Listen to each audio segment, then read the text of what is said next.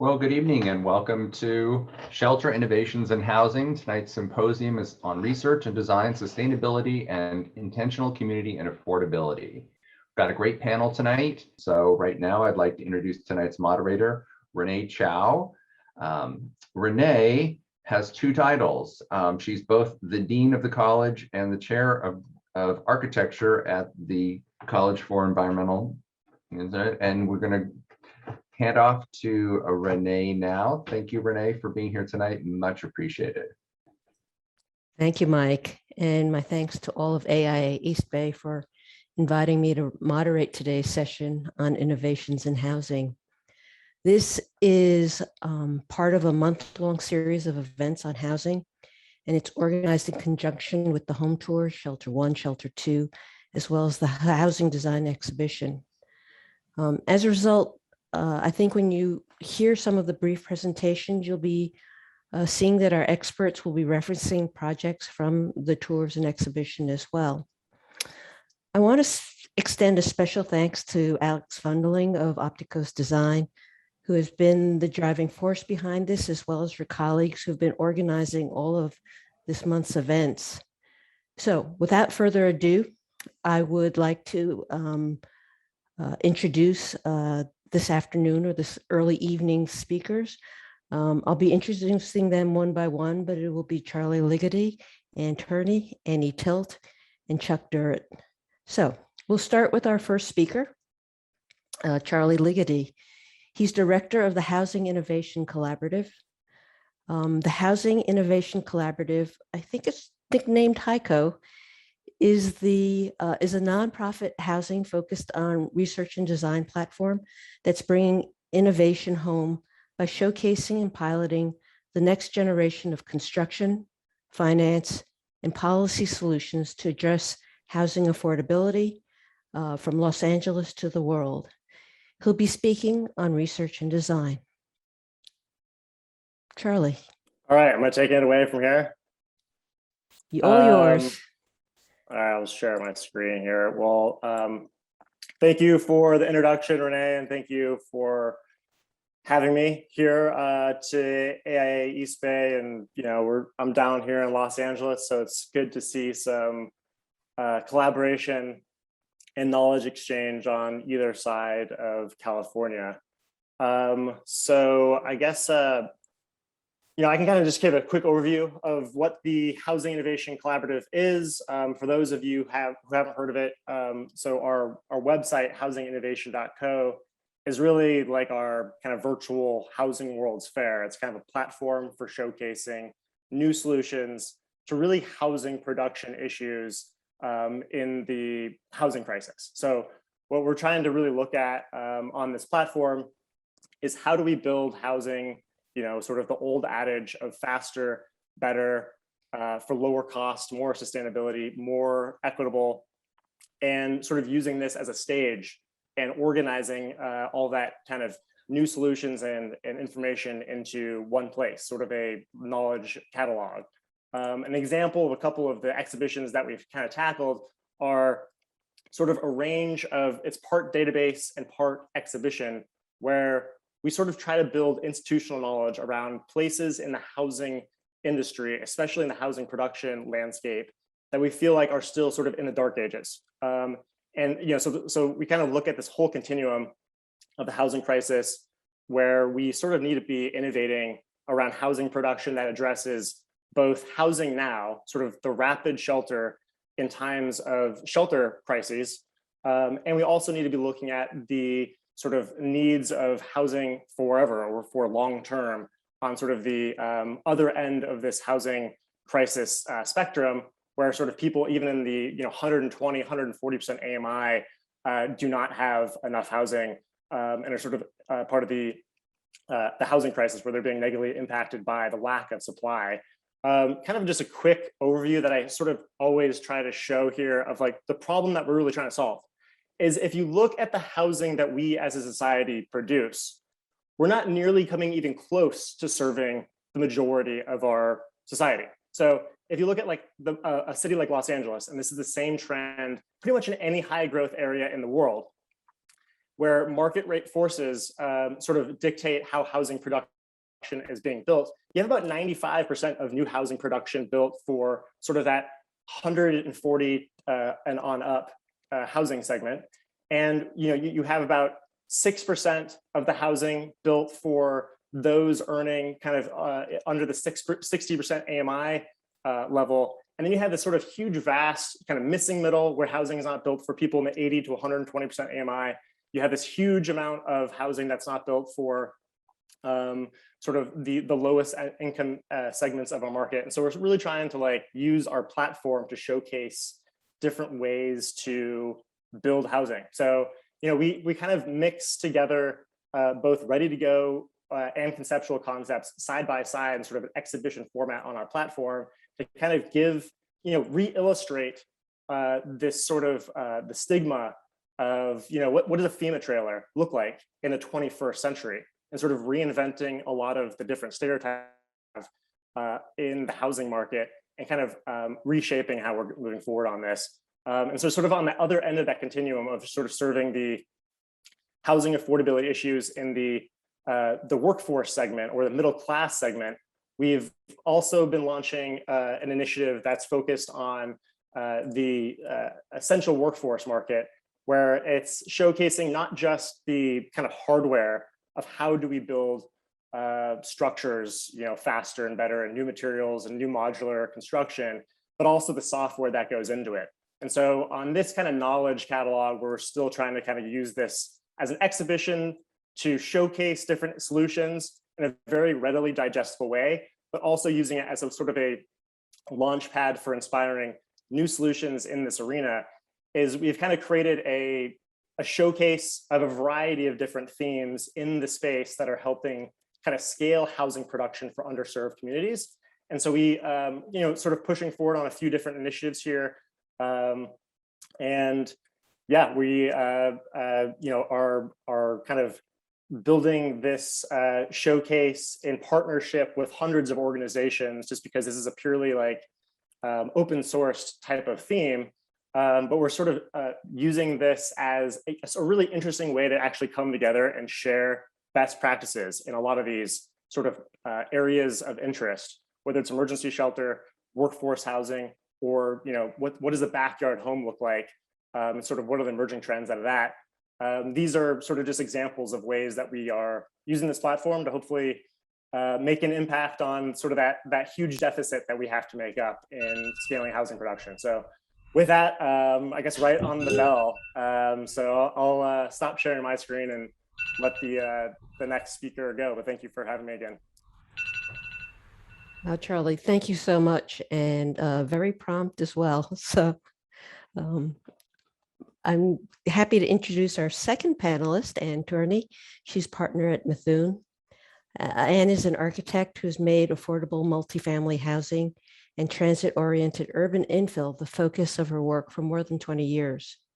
She brings a deep commitment to community outreach and sustainable design to all her projects, which range from supportive studios for formerly homeless seniors to the revitalization of isolated public housing sites into walkable, mixed use, and mixed income communities. Anne. Thanks, Renee, and thanks, Charlie. That's a really amazing and comprehensive and inspirational resource. So hats off for that. As Renee said, my focus as an architect is on affordable housing, and specifically mixed use multifamily housing, infill buildings that are close to transit. So I'm going to share 5 trends from that point of view.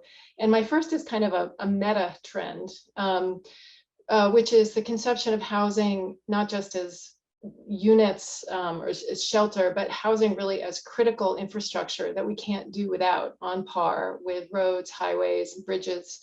That shelter is a human right, and but in addition to that, that housing can be kind of scaffolding, if you will, for other key objectives that amplify the benefits of the housing itself.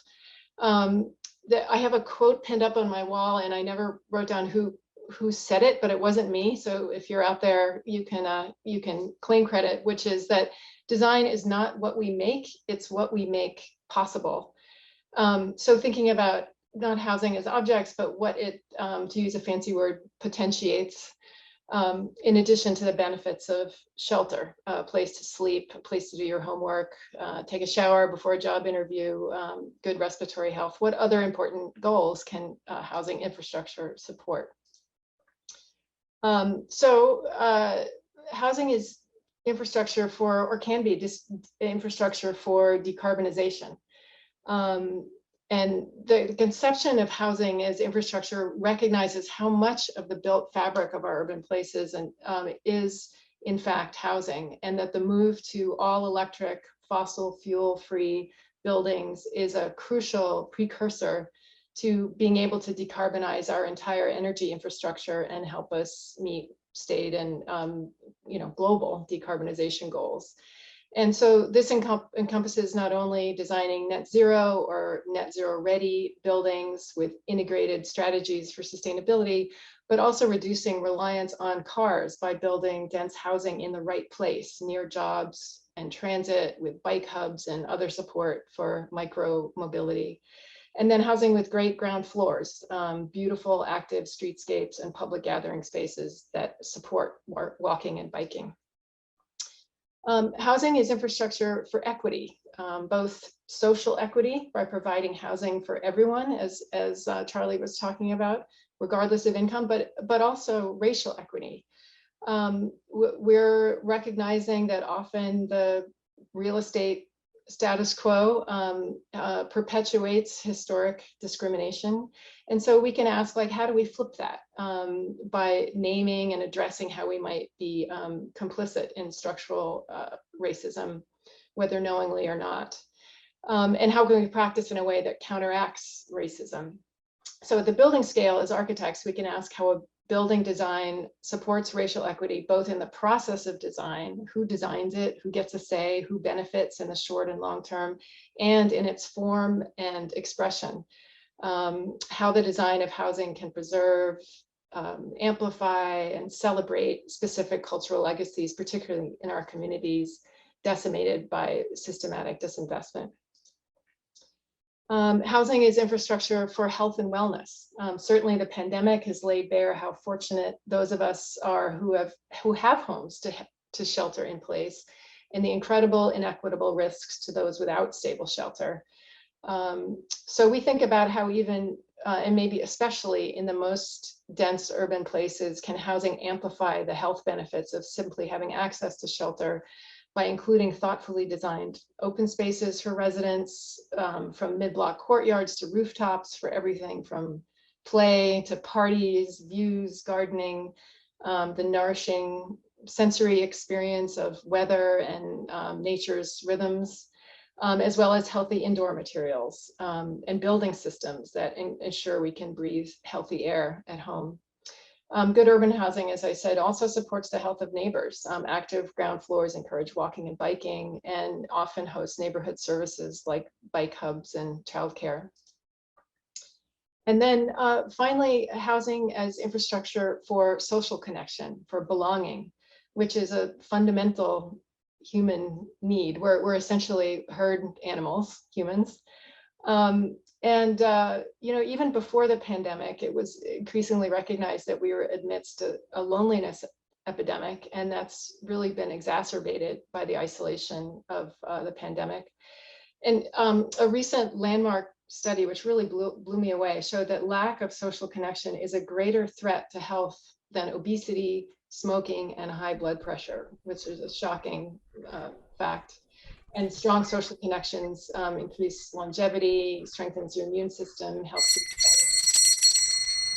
you. So finally, designing for belonging, it means can also mean promoting social and racial justice. How do we design housing and communities that nurture social connections between residents, integrates people of different ages, incomes, backgrounds within a building, within a neighborhood, and perhaps most powerfully within a community at large, so that everyone feels welcome. Thank you.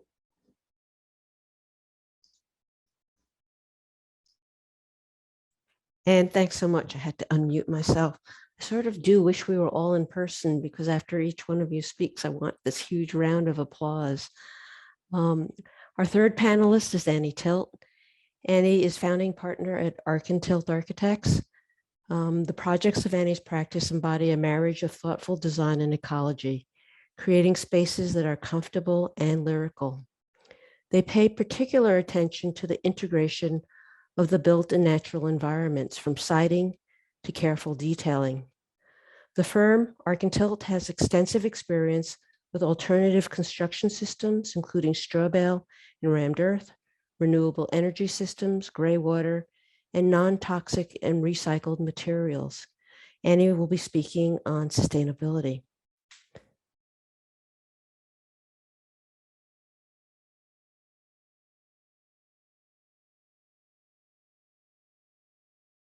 And just a reminder, Annie, you're muted as well.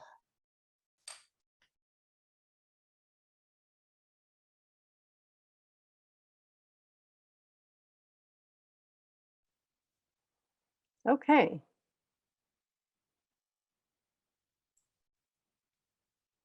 I'm so sorry. I am not on my computer and it doesn't work quite like mine does. Let me share my screen. All right. Can everyone see that? That's great. Thank you, Annie. Okay. Apologize for the delay. And thank you so much for having me. And it's so inspiring to be a part of this panel.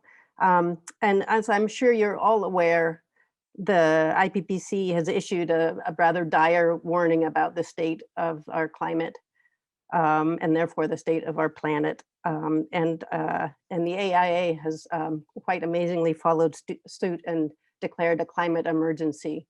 So let's all be part of the solution. Don't you think? We need to be. And that's going to require not just sustainability at this point, but restoration, regeneration, and rethinking. And I wanted to start somehow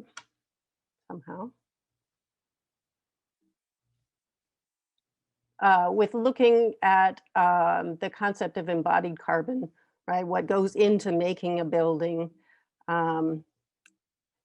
It's not working.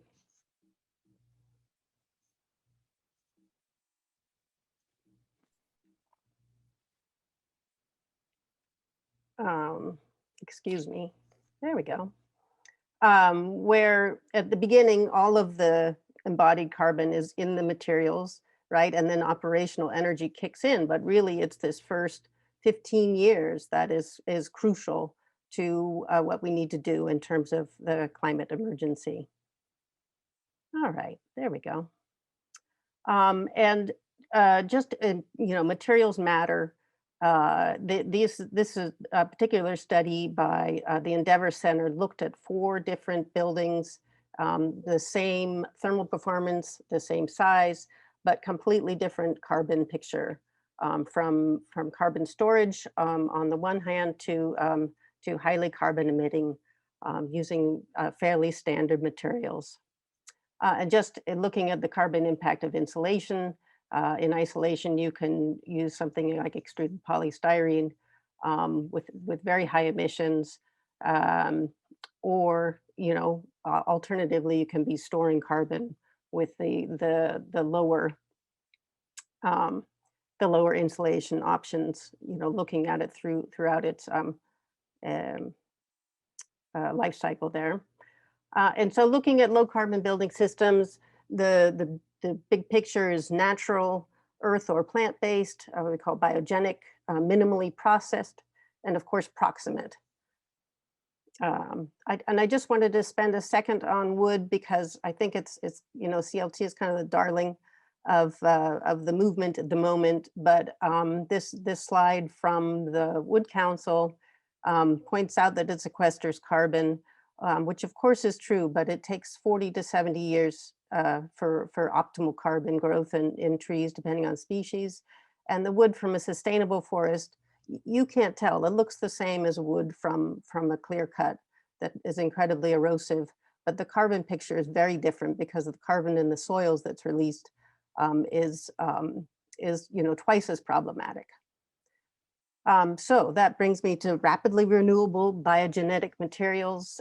Straw, of course, is our favorite, and it's a waste material. It's got great thermal and acoustic properties. It's kind of fun to build with, but what's really exciting is the storage potential. So if we're not leaving it in the field to rot, we can store actually quite a substantial amount of carbon dioxide. There's many different methods of building with straw. The picture on the left is actually from the Youth Spirit Artworks site.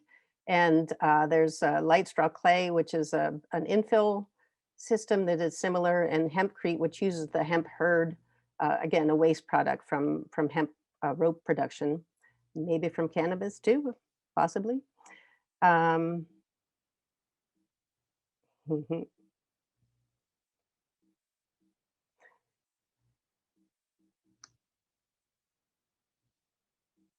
It will move eventually, or backwards. Here we go. There's also panelized wall systems. The BAMCore is a bamboo-based one. What's particularly exciting, it has a very low thermal transfer, but it's also super strong, really well suited to multi-story, would be great for multifamily housing because you've got good acoustic separation. And then there are a series of straw-based ones. ModCell has been in the UK for a long time. I get 2 bells. And then Modern Refuges is a project in Santa Cruz using a straw panel. And then Verdant Structural Engineers is creating an ag waste sit panel that we share office space with them, which we are doing a project, an affordable multi-unit housing project in SoCal. And just quickly, some rigid insulation options and loose fill and bat. Earth-based materials, traditionally rammed earth had no concrete and uses compression, and earth masonry blocks are the kind of current generation of that, where you have very low cement content. We have also been working with earth plasters with no cement, not terribly structural, but does the job, and also clay flooring. Something we're currently really excited about. Low carbon foundations for remodel, reusing what you can, and then also some great alternates. Rubble trench, again, is also being developed by Verdant Structural Engineers. Pin piers, or otherwise known as diamond piers, or rammed aggregate, where you're just ramming earth rather than using concrete and steel for pure as engineered. Net zero energy, which Anne brought up, which is so important. And I really wanted to focus on just these first 3, because I think that if you can do that, you have this concept of passive survivability, where if the grid goes down, if it's 117 out, you're still okay, you're functional. And to that end, we also need to be working on fire resilience as well.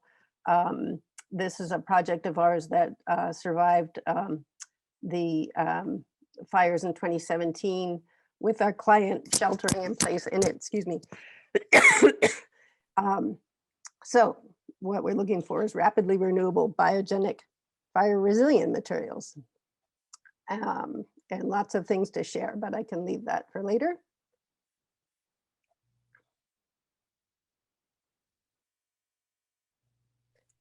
Okay. Thank you, Annie. I hated to see you rush because there's so much information there.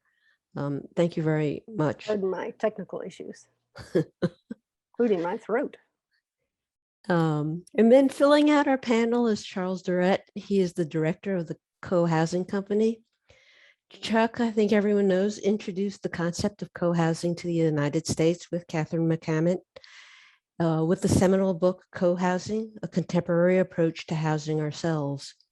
Chuck and his team at the Co-Housing Company have designed more than 50 co-housing communities in the United States and around the world, including the Muir Commons in Davis, California, the first co-housing community in North America. Chuck will be speaking on the intentional community. Chuck, all yours.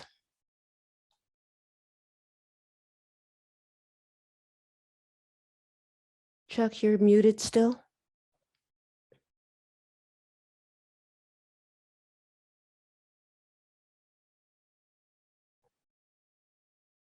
We still can't hear you. Yes, okay. Thank Hey, you. can you hear me now? Perfect. Okay, thank you. And thanks everybody. You guys all sounded great.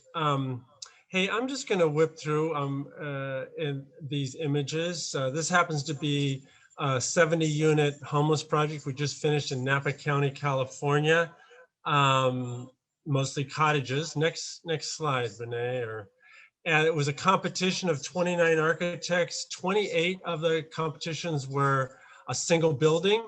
And it was simply very tempting to do a single building because there was 25 retaining walls on the project, which made site planning extremely complicated. Go ahead to the next one. Here's the 25, oops, hold on. This is the 25 retaining walls, 5 to 6 feet high. And therefore it was very tempting and obvious the way to do it was to remove them all. Next. Instead, we did this Lombard Street. We had a 56-foot drop on the site, and we used 100% of the retaining walls. We ended up not removing any of them. That saved us about $2 million, and it made it possible for this to do this project at all. Next. It's very much designed based on our basic premise of housing making and neighborhood making and high functioning communities, high functioning neighborhoods, community enhanced environments where people know each other, care about each other, and support each other. And we go a long ways in all of our projects to make sure that's integral to housing. A lot of folks believe in housing first, and I get that and I appreciate it. But we really believe in community first because we find that if we can get a high functioning community going on, then the rest of it will fall into place, basically, especially in terms of eldering each other and teaching each other how to survive in this complicated world. Next. So these are small 1-bedroom cottages, kitchen, dining, living there on the right of that one on the right, and then a bedroom off to the left there, bathroom, very simple 450 square foot cottages. Next, bedroom to the right. I'm shooting this from the kitchen. That's the living room right there. Next. And then that's shooting back to the kitchen from the living room. Next. Bedroom. Next. There were 22 veterans of families in this project of homeless folks. And so I put that, this is the common building, 4,000 square foot. So even though you only have 450 square foot of house, you have a major common amenity where you feel like you can take a lot of pressure off of the small house, especially for a family. Actually, it is 55 and older, but there were some families there, including grandkids. I added those 3 soldiers in formation at attention dormers, and 3 because of the heavy veteran population. And then off to the left is 1 fallen soldier. I didn't let anybody know about that until it was all done because I didn't want any pushback. But it turns out the Veterans Administration, who has an office in this building, everybody appreciated it immensely. Next. This is the common building. It gets used a lot, especially for making, you know, when folks had no household previously, there's a lot that goes into showing people how to make a shelter, and they really elder each other. There's nobody else who's going to accomplish it. Go ahead, next. I think I can, oh yeah. This is, I'm going to come back to that last slide here in a minute. This is Matt. He was one of the, he was the speaker for the people who lived there. And he stood up and said, you know, that freeway that all of you came in and it was 150 guests. There was so many things about this project, which was great, including 16 funders. And all of the funders showed up to the groundbreaking and the groundbreaking and the grand opening. And because everybody was so proud of it, and really felt like they got to be part of the solution. But Matt stood up and said, you know that freeway that 150 people drove in on this morning? Well, I've been sleeping under that freeway for the last 6 years, and I'm a Vietnam vet. And then he sort of composed himself, and then he said, and now I have my forever home, and I'm going to die in that home. It was the whole population there is extremely emotional on this day when the grand opening happened, and it was just amazingly beautiful. Next. A lot of the consultants, including myself and the mechanical engineer and the structural engineer and the civil engineer, everybody brought a lot of furniture that we got as donations so that people could furnish their houses. It's kind of amazing when you haven't had a house for 6 or 10 years. You know, even a salt and pepper shaker was a profound contribution. And I'll never forget a woman who spent 10 minutes to pick out her salt and pepper shaker. And then she took those home while I followed her with boxes of other dishes and stuff. And then she put them in the middle of her dining table / card table and said, now I'm home. I'm finally home. And that meant a lot. Next. You know, as a part of the innovations, I think like Charlie was saying earlier, there's so many new things happening. This is 196 unit co-living in Boise, Idaho, 5 stories. I mean, the demographics are shifting so amazingly. For the first time in American history, more women over 18 are living without a husband than living with a husband. That just shifted, went from more women over 18 living with a husband. Now more women over 18 don't live with a husband. We just had, you know, over the last year, 2020, we had the average age of the average American dying just went from, it just went down 1.5 years. That was also the first time in American history that the average age of longevity would decrease. So we have vastly shifting demographics. I could go on and on talking about that and the need there to in fact create new housing types. So in this particular case, you get a bedroom and a bathroom, and it's mostly seniors, and then the dining, et cetera, is all down the hall because it's all very much, again, based on community first. Next. I mean, but it's not assisted care. This is all folks who are buying these condos or buying these rooms or renting them. But and they do have a little kitchenette in each room. Go ahead. I think I have another slide. Oh, whoops, no. Go back one if you could. So basically, the point is that they have a little kitchenette that they share in common too. Probably half of their dinners happen there, but half of their dinners happen with their other neighbors as well. So it's very much designed, and them cooking dinner is a part of each other is part of the picture here. Okay, go to the next. Shared houses are not new, but you know, the renditions are new. This was a mom and a adolescent daughter who had a middle aged couple and then a retired couple doing a 3-household shared house. And the notion was all to be able to help that mom raise the adolescent, because that mom was a professional and she wanted to be able to stay at work late on occasion, you know, half an hour late, but that was precluded with a, you know, a more traditional housing scenario. So in order to create real freedom and real equity, we have to create sharing and cooperation at the same time, because that's the only thing that gives people opportunities. Wow, really? Hey, bump through these slides, Mike, if you would, or whoever's. This is Chuck, you're at 7 minutes already, just so you know. 4 single moms, and we did 4 of these in Morgan Hill. The 4 bedrooms are upstairs, but downstairs is kitchen, dining, living, and the 4 suites. Next. This is what I call community in a box. This is down in LA, a brand new project, 64 unit co-living. for millennials, basically, and a lot of amenities that are millennial driven, like gymnasium and a maker space. Next. I'm going to hustle. But you know what really gives us a lot of inspiration is the co-housing that we've written a lot about. This is a new co-housing project for seniors. This is taking a single family house lot and putting 19 units on it. And that is kind of our forte over and over around the country, where we're taking a single family lot.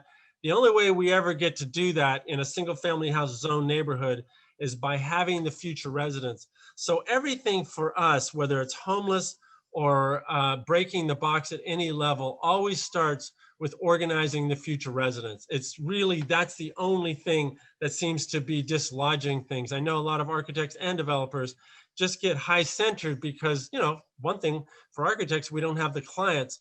So we very much specialize on taking people, some of them don't have a pot to piss in, and making sure that through organization, we can get cities to cooperate with us. And it does seem to work.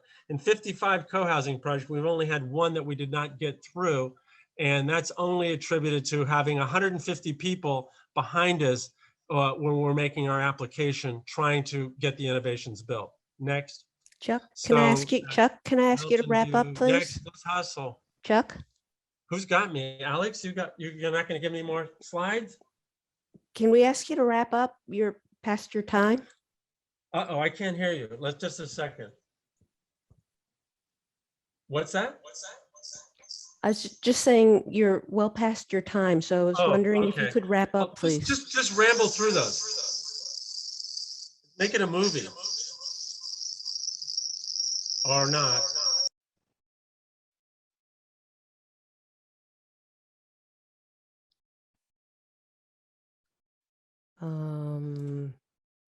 Now I've lost Chuck completely. I didn't mean for him to go that quickly. Is he on still? Am I here? Well, you muted yourself there, Chuck. Oh, I did.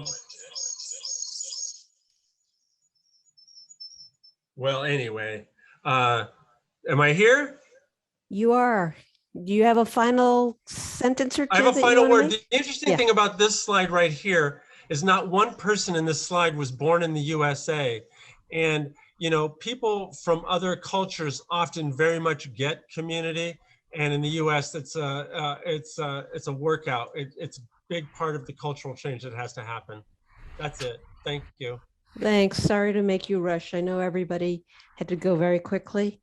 I have to say, in listening to all your presentations, you know, maybe it's after coming out of a year and a half of a pandemic, clearly we can see that there are lots of climate challenges and inequities.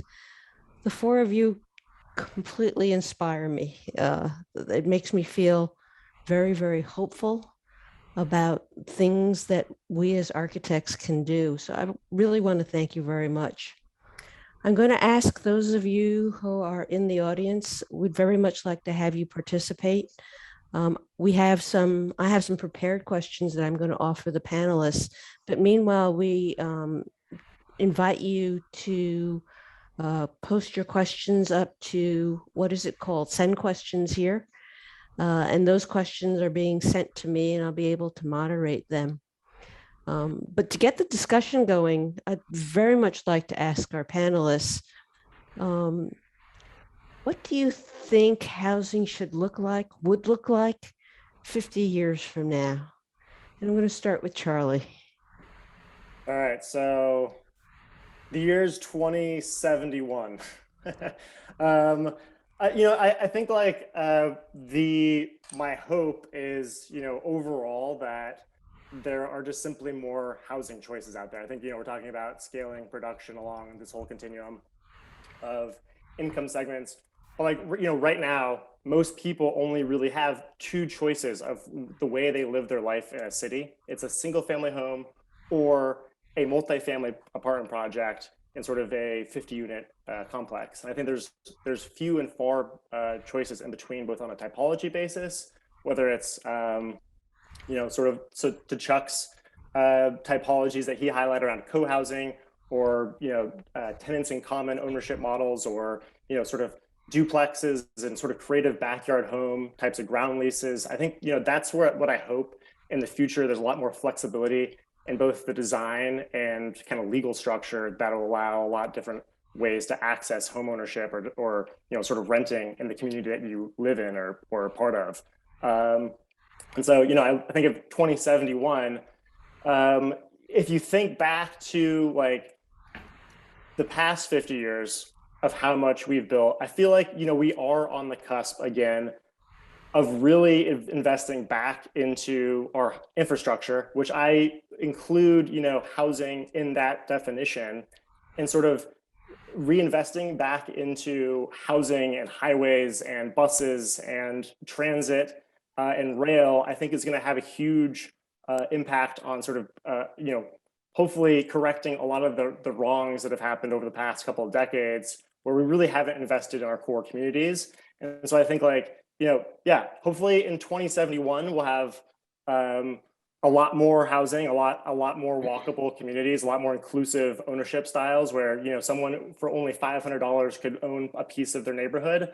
But, right now it's really the kind of barriers to entry to both living in a house and to owning or sort of accessing a rental that's within your reach is just so limited that I can't imagine a future that will continue along this path. And so I hope it corrects itself over the next 50 years.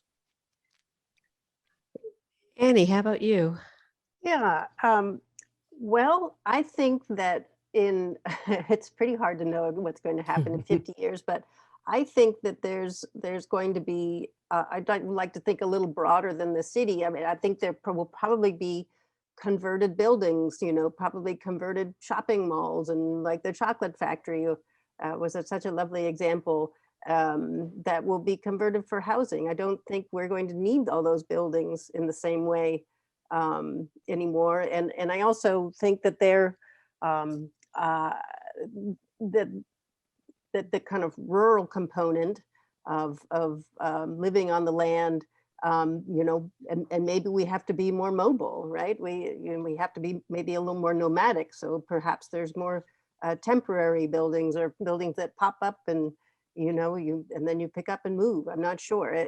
It's I just think that there's such a broad range. Perhaps cities are getting denser, but also there can be this sort of regeneration based on agriculture or with agriculture. But hopefully, with the kind of common goal of having that sense of community, whether it's of the size of a farm or a village, or within a building in the city. Chuck, how about you? Well, thank you. Yeah, the futurists like Alvin Toffler and Faith Popcorn, they would say, you got to generate at least 2 scenarios. In one scenario, I'd love to derive. You guys hearing that feedback? Yeah. You turn to the computer. One scenario would be, the most bright one, which is, from living in Denmark for 2 years, I kind of felt like almost any line item that had to do with housing in particular. I mean, they are housing activists extraordinaire. I mean, the number of options that they've been creating for many years is, no, thank you. The number of options that they've been generating since 1920, actually, in terms of, 1920, a bunch of seniors went off and decided that housing was too expensive and it was too lonely for seniors. So they got a barn and they rebuilt it to be housing for 50 individual seniors. And in 1927, when national housing policies started to fall into place that got them real apartments and real buildings, they decided at that time they didn't want to leave. What they had created was a super healthy environment, and they loved participating, turning it in. So that project never got abandoned until like 1950s. whether it's social medicine, which has got to play a role, and of course there's social equity that's got to play a role. I kind of feel like as architects, we have to organize people. We have to embrace that reality in order to do it with people. We're not going to accomplish anything new in Nouveau 4. And again, that's a Danish model. Basically, they've been doing it since the early 60s, where no new innovation of consequence has happened via developers or architects. They've all come from the bottom up. And even if when architects did conceive them first, they had to get, a large band of people to get them implemented. And so I think I hope and pray that that's the future in our country, because I don't think we're going to get very far with paper architecture per se. The dour side is, the scenario would be something along the line of all the fires that we're enjoying here in California right now, and therefore a serious reurbanization. I expect demographics to continue to morph immensely, and I honestly think that'll take us in the best direction. But I think managing our ranchettes and our even single-family houses is going to become just less and less practical, to the extent that I kind of feel like we have no good reason to build another single-family house. I think we have enough, and we have a lot of nouveau options out there. We got to start enjoying that reality. I don't know what we're going to do about the tide of suburbanization. I fly around California all the time, and as a planner, I'm doing it on a glider, going 55 miles an hour. So you can really see what's happening in the landscape. And what's happening in the landscape is very much, more and more sprawl. And that's got to be reversed for us to accomplish anything socially or ecologically. And I think that's where architects can play a big role in starting that. We've been against sprawl for a very long time. The developers are pushing in the sprawl direction. And so it's going to definitely require the legislatures around the country, and another reason for us to have to be involved politically. Thanks, Chuck. I don't know. That's a good question, and I hope that contributed. I think one of the things when Charlie said, if you look back 50 years and see what kind of progress or lack of progress we've made, and you look forward 50 years, you realize that architecture is what we build lasts for a long time. And what we build now is actually what's going to hopefully be around in 50 years. Anne, your thoughts? You know what? I think the answers that my co-panelists provided were fantastic. So I'm going to cede my time for next round. Your next great question. Great. Thank you. So at the opposite end of the spectrum, and maybe we're just going to find out a little bit about each one of you. If you had to choose a kind of house to live in right now, what would it be and why? And I'm going to start with Annie. This is a very interesting question for me. I grew up in a lot of different places, 4 continents by the middle school, and so I think I can live anywhere. But I tried to distill down what was important to me, and that's a place to cook that has some shelter out of the rain, out of the sun, perhaps, some private space. And connection to outdoor space, I think that just those pieces. And if I really had my druthers, they would be, near other people where we could, come together and then move apart to that private space. And then if I really get lucky, I'd like to be able to sleep outside. That's lovely. Anne, how about you? Well, I definitely think Charles is onto something with intentional communities. That's where my mind goes immediately, is some kind of community living, especially as I'm getting older and thinking about being with a group of folks and sharing life together.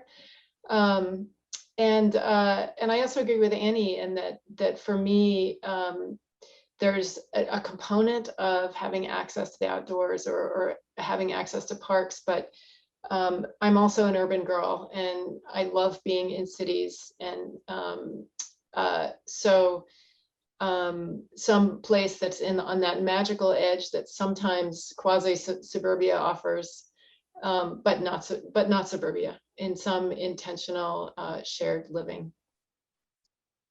Charlie, how about you? Well, if we're starting with like where we wish we were, it'd be like probably a ski in, ski out chalet in the French Alps somewhere. So, but I mean, you know, like everyone where they live right now chose where they live based on the best circumstances that they could probably get themselves in. So, I mean, I live in a single family home where I have my own backyard. I don't have anyone else on my title except for my wife. You know, I don't have the community here, but I do live in a walkable neighborhood that's close to a lot of amenities, and it feels like there's a community, but then like, you know, I sort of am behind my own kind of hedge of trees and landscaping. And I think that's sort of that's where there's sort of a dichotomy between where people, the cities that they want to see and live in, and then the homes that they want to be in are usually at odds. You know, so I think like if you look at the most valuable property, or where real estate is really increasing, or even by the typology, single family homes is pretty strong demand for that still. You know, people are paying a lot of money to be in that type of lifestyle. So I mean, yeah, I guess maybe my choice is based on just the limited amount of choices that I have in front of me. But yeah, I mean, the ideal place for me is having my own kind of private space within a, I guess, walkable community and sort of a thriving place like Los Angeles. So I guess I'm here. besides being in France and skiing every day, but besides that. Chuck, I'm going to combine two questions. One, because you have a particular vision about where housing should be going and your fear about it. So what kind of place would you live in? And you had referenced a little bit earlier how you have been very effective in sort of presenting these intentional communities and advancing them. So I was wondering, I guess maybe because I'm assuming I know where you would want to live, but I might be wrong. And then how is it that you're achieving it? I can't wait to get a single family house. No, I'm just kidding. No, I've lived in co-housing for the last 35 years in Europe and, whoops, sorry about this. I assumed that was going to be your answer. And now I live in it for the last 18 years. I've lived in a co-housing community in the Sierras, 34 houses. It's very much a little village. And I lived in a little village when I lived in Southeast Africa for a year. So village life very much suits me. And I grew up in a small town of 325 people up in the Sierras. And again, village life very much suits me. But I like the modern rendition of it more than anything else. In other words, like co-housing, like where I live now. 34 houses, and we have one lawnmower for 34 houses. So for me, there's so many things that I care about, you know, deeply, and consuming as little as possible is one of them. So we have one lawnmower, and we have about 100 things that we share, from every kind of mixer to Cuisinart to drying machine to all the things that make it possible to live lighter on the planet, but without having to consume a lot, including, you know, lifestyle amenities like one very nice hot tub that we share as well. So I will never move out of co-housing. I can guarantee you that. I mean, I really do not intend to leave there. We've had 7 people die in our co-housing since the last 18 years. They moved in, many of them moved in at 80 and one woman just died 3 weeks before her 100th birthday. And, you know, it is a lifestyle that feels right at so many levels that I do not plan to deviate from that. And So you had another question, Renee? Let me go back to the second half of my question then, which was not because I was making a guess about what you would choose. Yeah. All of you are here because you are innovators, and it means that you have to sort of break the status quo and take some risks to become effective. And I thought if you could share with everyone how it is you persuade clients, communities, government agencies about how to accept change, how to take on the risk. And so Chuck, if we could start with you on that. Oh, that's a great question. That's the $1 million question, really. And for me, you know, I'm just starting a new project right now in Auburn, California, 36 houses, for example. We're going to break the box at every single level, whether it's building materials or parking places and shared cars, all the things that, you know, make a lot of difference when it comes to living lighter on the planet. And these are middle-class folks who, you know, don't bring with them a lot of ideology, just realize for sure that they want to be part of the solution. They've been part of the problem for long enough, and now they want to be part of the solution. So they are the secret ingredient. They very, very much are. I mean, I've had 2 projects recently where I've had 150 people in the city council chambers that, you know, the friends of the co-housers and the co-housers themselves. And the co-housers get up to the podium and they say very logical things like, why would you not approve this project? You say you're interested in housing. There's so much rhetoric at the government level and even at the media level today about why new solutions are necessary. But, you know, there's zoning codes and all this ensconced nonsense, which makes it very difficult. And financing, you know, financing for regular contractors, they only have one MO, and that's the rearview mirror. What sold last month? That's what we have to build today. We have to build today what sold last month and 2 months ago at the most. And, you know, and we might have 2 shower heads in the bath, in the shower now instead of 1. That's nouveau in their point of view. And I know from used to design a lot of housing for regular developers. And there it's very difficult for them to break the box because they're always worried, and they always say, you know, the golden rule and the bank rules, and the bank wants what they know is going to sell. Well, I have to put 50 people at the table who say, this is what we want to buy. We want to buy this groovy stuff. And they not only want to buy it, they've already got 20% of their house payment into the deal, because that's real skin in the game. People have to bring a lot of skin in the game, and that works fine for the middle class. We have plenty of projects where people don't have any money, and then it's just sweat equity about organizing things. End of the day, you know, land use is huge, and it's a huge thing that happens. It's a huge, you know, generator of our happiness at so many levels, and it happens at the local level. And, you know, we're always worried about national politics, but if you go to a city council meeting or a planning commission meeting, you see where the real world gets put together, period. And it pays to go on nights that, not only the nights that you have a project that you want to get approved to, it pays to go on nights where you just see the ebb and flow of the culture, basically.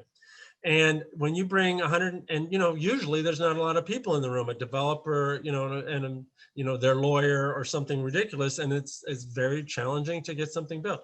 But you put 150 people in the seats, and all of a sudden you see 180-degree about face on everybody's part. And that's what you have to do. And then you have to have all those people at the bank meetings too. And they do an about face. And I don't know how you do it without lots of bodies. That's great. Spend a lot of time helping them articulate our case. And how about you? What's your experience with making change in the whole world of housing? That's a great question. Well, actually at our firm at Methuen, we have a robust research and development program. And it's made up of R&D projects that are actually proposed by staff and then selected by the firm for funding, which provide evidence-based approaches to innovation. So for example, we studied our suite of 6 buildings that were at that time considering or committed to going all electric, and we're able to show that going all electric was not only cost neutral, but cost saving, and actually had tons of benefits, other benefits, both for the operation of the building and for the health of residents. And that kind of body of evidence across 6 buildings, you know, helped us support actually other municipalities who are looking at REACH codes, and including the city of San Francisco. You know, another one, we just updated our in-house carbon calculator tool that makes it really easy and transparent for owners and design teams to think about materials and design choices in terms of their carbon footprint from the get-go. It's not something that's layered on later. We have a R&D project called Centering Health Equity, which looks at power and privilege and highlights all the opportunities for furthering healthy design in the kind of at all the points along a project development and design cycle. So it's all of these things help move this discussion away from just risks or the cost of innovating. And they help demonstrate how a lot of innovative strategy, they just widen the frame, because a lot of these innovative strategies offer real multiple and overlapping benefits. Thank you. Charlie, how about you? Yeah, I mean, I think of like sort of a few of our exhibitions where we're like literally trying to illustrate ways to break the mold or status quo out there. I mean, like at the federal level, we're doing a pilot and a research study with the state of Texas for hurricane relief on, what is a better strategy than a $70,000 manufactured housing unit that lasts 18 months. So there's a lot of room for improvement off of that as your base camp, which is the status quo right now.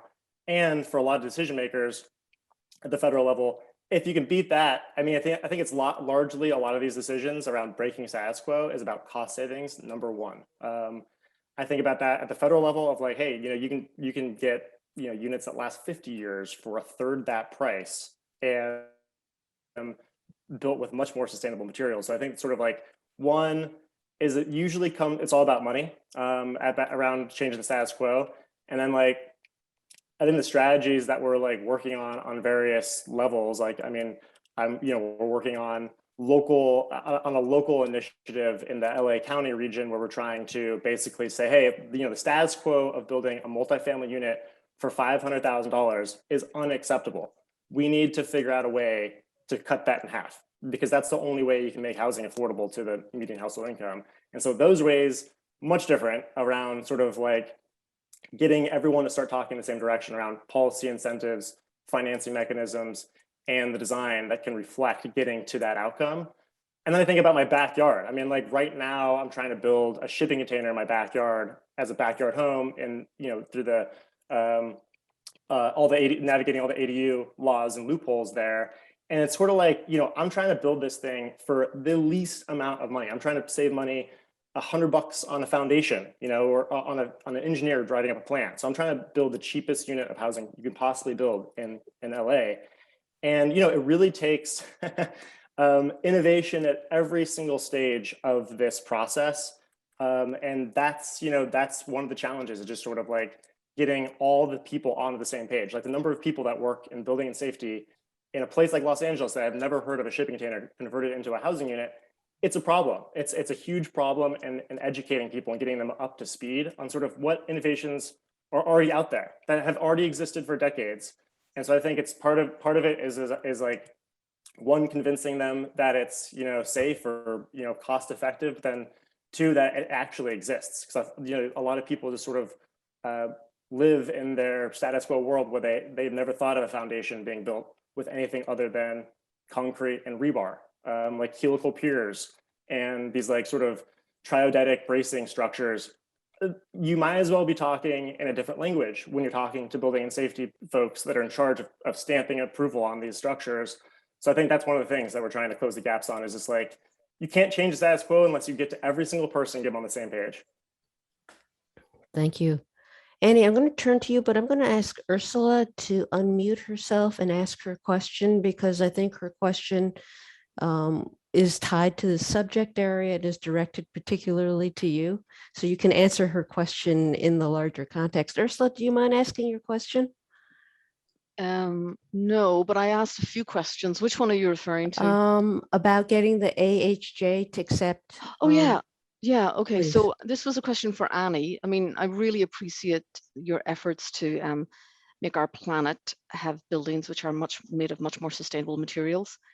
I wondered if you had seen any struggles with the authorities having jurisdiction, accepting alternative building materials such as the straw bale, etc. Is there any sort of lessons you can share with us on getting that technology adapted?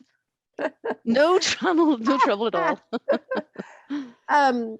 Well, I think the big challenge, I think, is usually it takes a really long time. I mean, the straw bale is in the International Residential Code at the moment, right? It's in there as an appendix. That took like 20 years of working and funding and scraping it together, and some incredibly diligent work by Marty Hammer and David Eisman. I mean, so many people. Again, occasionally we run into that kind of issue, but it takes this sort of resilience and just a lot of people having passion around it. And I just wanted to add that the one thing that's so wonderful about the straw bale community is that there's this kind of love in it of building something. A lot of them are owner builders, but then want to kind of spread the word as a word, and it takes that sort of passion and persistence. But I think that, again, now it's in the code. It should be simple. If there's a problem, call me or call David. He's the director of COSBA. We'll make him deal with it. But it's, I don't think our system is well set up for change, right? It is super conservative in really irritating ways. And the code is designed to for health and welfare. And what is more important to health and welfare right now than the climate situation? So it's shifting slowly, but there are so many examples out there now, and there's alternative means and methods, which is a little bit of a process, but now it's basically known and done. So it definitely makes it a challenge, but I think that, again, they're having people that have that kind of deep heart, who are resilient and passionate about what they're doing. And as Chuck says, you got to get people behind you, and we need to start being able to change things in a more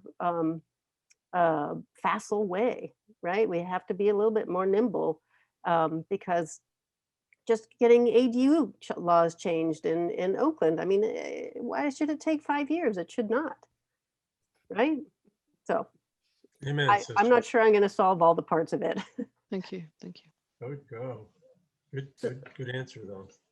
So the question that sort of wraps around is we want change, yet we want to make it accessible to everybody. How do we, keep the costs and affordability in control? What are the methods? And I thought maybe we could direct that question to you first. And I'm going to invite everybody who's joined us to keep typing your questions in.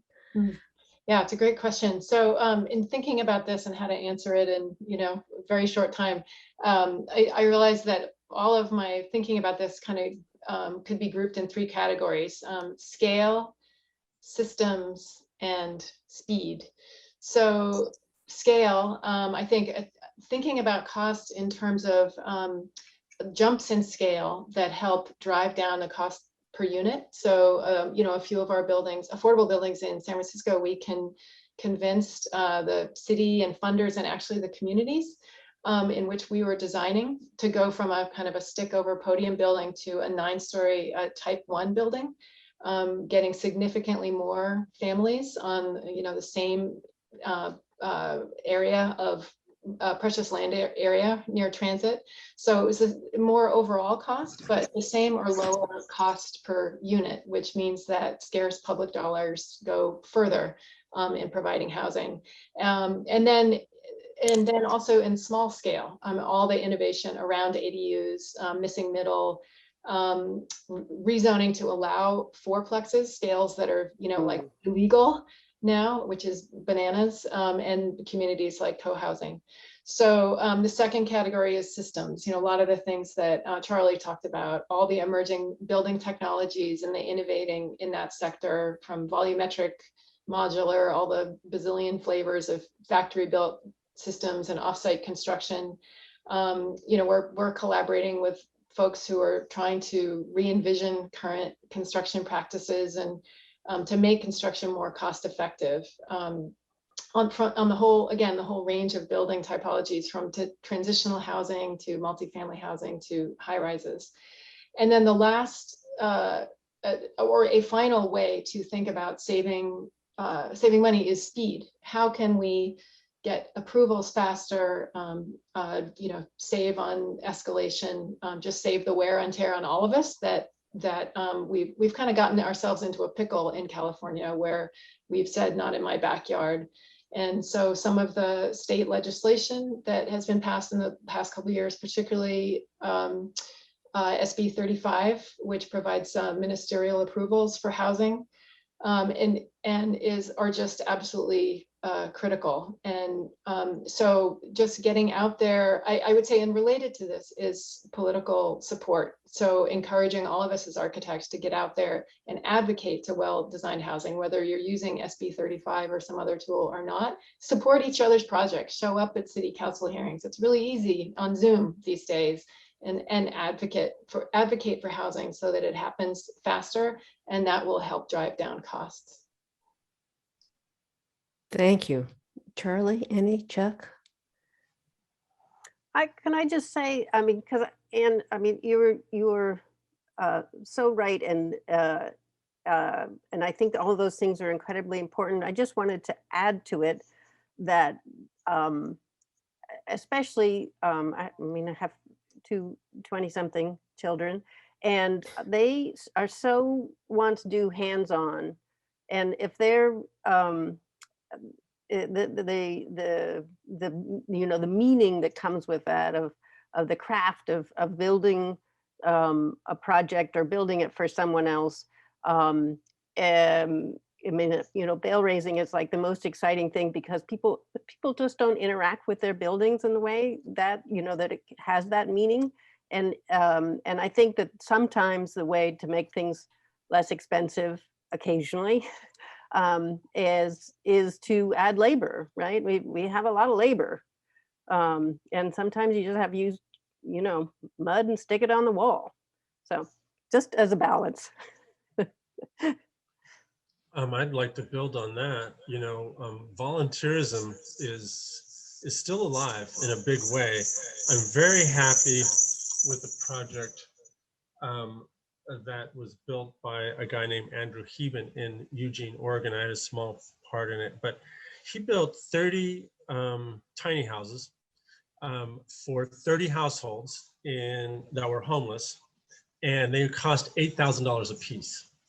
And then the homeless who got into the community ended up getting organized. And it always amazes me the natural resources of humans when you get them set up a little bit into a comfortable setting. So these homeless people figured out how to put electricity in these tiny houses, figured out how to get sewer that was legal, and figured out how to get water that was legal. When they first moved in, water was trucked in, sewer was trucked out in the way of porta potties, and there was no electricity, and the winters were cold. And then together they figured out how to do solar panel and put in batteries and create heat and all the rest. And those units were $8,000 a piece. They got 30 households off of the streets at $8,000 a piece. That was 100% volunteerism, but super organized. The half a dozen churches and all of the homeless people played a role. It is amazing. We did 34 houses in Nevada County, tiny houses built volunteers. It is amazing. We had 150 volunteers over a weekend. And it is amazing when you get people set up. You know, your job is just to put in these 10 screws, and your job is just to put in this skylight, and your job is just to do this. We built 34, I think it was 35 houses, tiny houses, micro houses in 3 days, and with 150 volunteers. And there's a lot of people that do want to use their hands. It's critical in my view, that we bring back, as Annie was saying, hands-on culture to the built world. I mean, in other cultures like Greece, you see everybody playing a role in building what sometimes fairly sophisticated stuff. So, and yet these tiny houses are dead easy to create up an assembly line, basically, with a lot of volunteers and get people, you know, depending on who you listen to, we have 1 million to 3 million homeless people in this country. That's a travesty. That's a huge travesty. In the Sierras, we have the problem where they start a number of fires, and it's because they're living in the woods and they need to cook their beans somewhere, but also they have a lot of contempt for our society. They resent our society. So it's, again, it all comes back to a marrying of the social and the physical realities of affordable housing, and they're Thanks. real. Thanks, Chuck. I'm going to turn to some of the audience questions because they're starting to come in. I don't know who asked it. Someone just asked about density as part of the challenge. Winston, can I ask you to unmute yourself and ask your question? Sure. So my question is how we talk about density part of the challenge?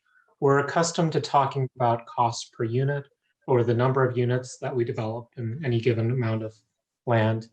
Is there any potential from your perspective to turn it around and talk about the net number of people housed, a density of people instead of a density of units? Yeah, I just, amen. I think that's a great point. And we're actually, it's kind of, those of us who do affordable housing using tax credit for nonprofit providers know that that's the metric that they think of, which is cost per unit. And so when you're doing family housing where you have bigger units, you get fewer units, but you have the same number of bedrooms, for instance, than a building that might have smaller units. So thinking about either in terms of bedrooms or in terms of people per hectare, or thinking about how all the multiple systems, whether they're ecological systems or other systems, really benefit from more people. You know, what I like about that question the most is, again, living in Denmark for 2 years, and I'm sorry if I didn't mean to interrupt anybody, but I just want to say it's really critical to be thinking about groups of people. The Danes would say you never try to have more than 50 adults in a setting, and it's because especially when you're trying to get people organized to make some of their own decisions, do some of their own sweat equity, and contribute as a thriving, viable social community, a viable society, really. 50 adults does it. So breaking down the units into people, it really works at 50 people and no more. And really, actually, optimally around that size, up to 50 people. It's critical, and I wish we thought a lot more about that in this society. We don't think about the social dynamic anywhere near as much as we could, because in the end of the day, it's going to come down to how long do we get along. Our second highest priority as a species is to get along. Because we're social animals, our first priority, like every species, is to survive. But humans are only going to survive if we know how to get along. So we got to be thinking about the social metric as much as anything else. Charlie? Yeah, I think like a lot of people, we are drawn to cities or communities that have the density that we like. So, people live in LA for different reasons than people live in Manhattan. And so I think the problem is, people moved to LA over the past 50 years when it was much more spread out, and they did have the space and there weren't the people around. And so I think that's sort of back to that other question around like status quo and how ingrained people are to sort of the reason why they moved to a place in the first place. I think that is definitely the challenge, is like density it's seen as a bad word because they want the population to stay the same. They don't want more people coming in. I think the way to kind of reverse the script is it's not so much like the thing that we're doing, but the outcome that we're trying to achieve. And so I think like, from density, what do we get? Like, we should get something out of it. Like, what are the benefits? I think we have to start talking about the benefits of density more than just the density itself. So you should get more walkability. If you have the higher density, hopefully there's less cars. There's the better transit system. If you have higher density, you have hopefully better schools. Lower density hasn't done any good for LAUSD, where we haven't really added density to a lot of neighborhoods, and our schools are sort of emptying out at 4% a year right now, just because simply we aren't adding the density, and sort of communities die if you don't continue to sort of reinvigorate it with a new population. So I think that you kind of, we had to change the script around sort of these laws around density and sort of be like, well, what are we really trying to achieve with density? And I think, those, the outcomes of density are sort of a common shared goal. Everyone, I think, wants to probably be in traffic less. Everyone probably wants to pay a little less on their rent. But the costs of low density are sort of, they're not there because we're not talking about the benefits of density. So like sort of, actually one of my like sort of favorite examples is like the cost of having someone unsheltered on the streets of Los Angeles is a metric that we never talk about as a community. We only talk about the cost to build a unit. And so I think like we're sort of not talking about the cost of like emergency services, sanitation crews, the legal costs, the policing costs of just sort of policing people that are unsheltered. That costs $35,000 a year to do nothing.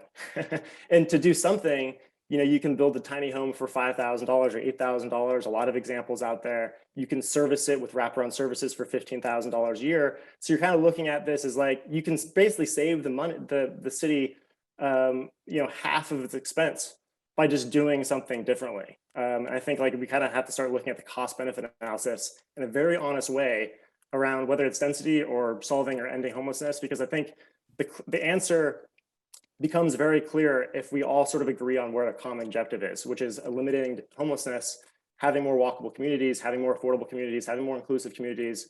But the only way we're gonna be able to do that is if we hold the mirror up to like what the true costs and benefits are to sort of the decisions that we can make. Thanks, Charlie. Yeah. I'm mindful of the time, but I want Ursula to ask her second question about the ability of what housing innovations are sitting around adaptable responses. Ursula, do you want to ask your question? You wrote it better than what I just tried to summarize. Thanks, Renee. I was thinking about, this is about housing, and housing is a building, and a building is a static element, but yet the family structure is constantly changing from when we were children to adults to grandparents to, the end of life. So, as I was a teenager, I struggled so hard to get away from my parents who were doing their best to, raise me, but I wanted my independence. And I realized the home did not adequately, it wasn't adaptable to, the frustrated teenager that needed to be somewhere else. So I was wondering about wouldn't it be great if we had building programs that actually commissioned architects to design homes which really did respond to the changing dynamics of the family structure, such as young parents become grandparents, or grandparents come to live with families, or we want to live with a bigger bunch of friends. And wouldn't it be interesting if our built environment was more flexible in the way we designed sort of these modules for this changing dynamic of the home structure? So that's it. I like the question, especially because as you start to feel like you build community, Mm-hmm. and suddenly your lifestyle changes, you shouldn't have to sell that unit and go somewhere else. Mm-hmm, exactly. Yeah. So I open it up to our panelists. I'll start with that if you don't mind. Go ahead, Annie. And it's sort of tied in, if you don't mind, to the previous one also, because when we started talking about density, I was thinking about our house, which is, it's a single family house. It's a family house. Our kids are, two gone, one back. And there's a unit in the back, a little tiny 2-bedroom unit that we just renovated. as of this weekend, we've acquired a roommate who's a PhD student up at Cal. And so, you know, there's this kind of, it's dense, but there's this kind of joy to it. It's wonderful. There's always great conversations. Everyone is helping each other out. There's some great cooks in the crew. You know, someone can walk the dog, you know, and so there's this kind of, in some ways it is, you know, it's a fairly, well, it's an old farmhouse, so it's got some extra bedrooms floating around, but in some ways it does have that flexibility. I think it helps that it has this backyard unit that that the teenagers could move back to, you know, when the time was right. And so it has been that kind of flexible space for us. But at some point it's going to be, you know, too much, and it's going to be someone else's family house. You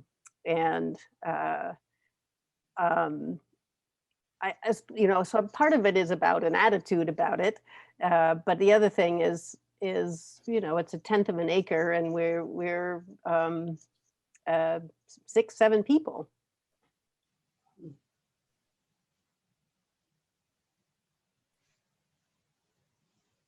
Okay, I am mindful of the time, but I want to do this last thing and let everybody have a really short answer to conclude. I really want to thank all of you and everyone for joining. So how can architecture and architects of housing do more? Anne, I'm going to let you start. Anne, I'm going to let Anne start. Oh, okay. Sorry about that. Yeah. I think that I have a couple answers to that. One is for me right now, I'm very preoccupied with racial equity and what we can do as designers to design for racial equity. And for me, the doing more is not just looking kind of externally, but looking internally, you know, ourselves as infrastructure that might not understand that we take our own biases and put them out on the world. So that's an example of doing more, looking internally, either as a person or as a firm. And the other is example of doing more I already mentioned, which is getting into political action and advocacy. I think designers have a ton to contribute, both in showing communities visions of better ways to design, maybe quelling illustrating the benefits of density that, for instance, that Charlie and others talked about. Charlie, how about you? Yeah, I often say, like, just, you know, put yourself out there, because a lot of times you're not going to be asked to step forward with a new idea or a new solution. I think I often, you know, I'm not an architect, but I go to a lot of AIA events just by happenstance, because we're showcasing a lot of design and construction methods out there that we're trying to learn from architects as well. But, you know, the complaint I always have, I always hear is like, oh, I had all these amazing ideas about building housing over a freeway, or building these units that fit under a freeway or whatever. And then you reach out to them after the panel, you're like, that's awesome. Like, where are the renderings? And they haven't gotten around to making them. So, like, I think people have to stop talking about doing ideas and show the idea and get it moving forward. And I have architects that reach out to me all the time saying, hey, I have this thing. And I'll ask just a basic question to gauge their willingness to push forward their ideas. Because I think a lot of people have great solutions out there. It's really the perspiration that is lacking. It's not the ideas, it's not the innovation so much. And so it's like, you know, someone gave me a rendering in Santa Monica of building housing over a freeway. And I said, okay, great. Like, how much does it cost to, you know, bridge the freeway? That's a, you know, 80-foot span. Like, can we, you know, how do you get a proxy for that? And so I think it's like sort of just always asking yourself, like, not just coming up with the idea, but like, what's the next step for implementation? Because no one else is going to go and ask you to do it. And so I think that's like, we like the built world is a result of people that just went out and started doing their idea and often asking for forgiveness rather than permission on the very front end. And so what we have in the built world is mostly built by the most arrogant companies or the most arrogant people out there, because they know that, you know, they can follow their path forward and kind of carry through their vision because nothing can stop them. And I think a lot of people, you know, that have benevolent social goodwill just need to borrow a little bit more of their arrogance and sort of push forward on the next step of their idea. And I think if everybody did that, not just architects, but, you know, developers, if bankers had ideas around sort of making things more affordable, whatever, just taking the next step, always asking yourself, like, you know, if you're not part of the solution, you're definitely part of the problem. It's sort of like, you know, if you're not doing anything and you're not pushing forward an idea, you're actually part of the weight, the burden that everyone else has to carry. So I think that's, you know, my biggest call to action is just to be proactive and be your own champion and push the idea forward into reality, because that's, no one else is going to make it for you. Thanks, Charlie. Annie. I guess I want to say something a little bit different. I think that we need to create space for joy, for, you know, I think we have a super hard task ahead and we need everybody's creativity. And so what does that mean? You know, part of it is having these kinds of forums, but it's also, you know, having get-togethers and helping each other, you know, stretch their ideas and challenge them and talk about them and kind of hold space for other people's ideas. Because I, you know, I feel like, you know, as a society, we're getting into this like tunnely thing so easily. And you know, architects are creative people. You know, they were problem solvers. And I think that there's a lot of room for us to help those conversations and to maybe even creating those social spaces so those kinds of interactions can happen. Thank you, Annie. And Chuck. Okay, I hope you can hear me. I can't hear you guys very well, but I did hear Annie say that we are problem solvers.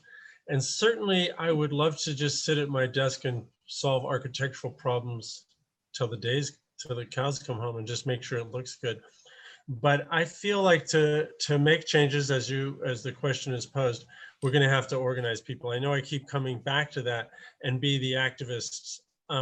You know, the people around the world who are making the huge impacts that are in architecture, people like Jan Gehl, who is a city planner in Copenhagen, and you know, wrote a few books. But he was always super activist. I mean, he was always, you know, in Copenhagen, they would build these buildings that are 3 or 4 stories high out of wood to show people if the building fit the scale of the street or not, for example, you know, an outline of the building.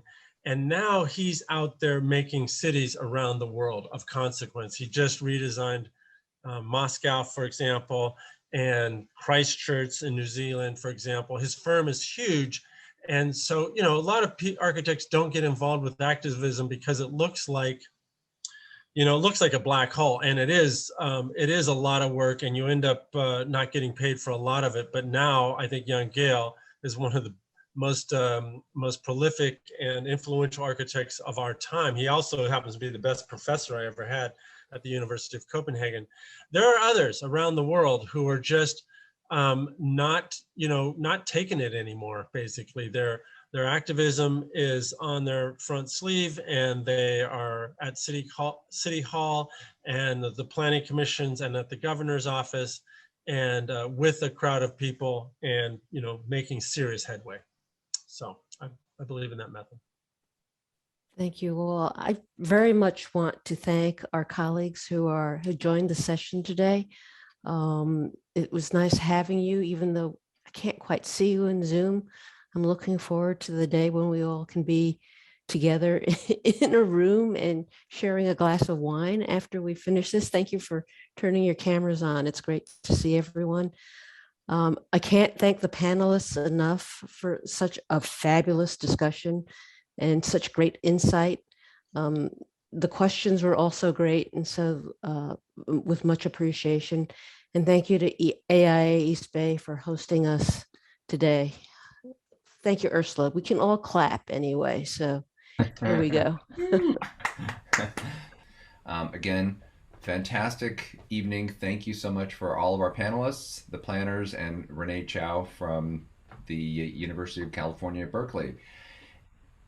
With that, I'd like to wish everybody a happy good evening, and thank you again for participating in our shelter event. Good night. Thanks, everybody. All right, Thank thank you. you. It was fun. Good night.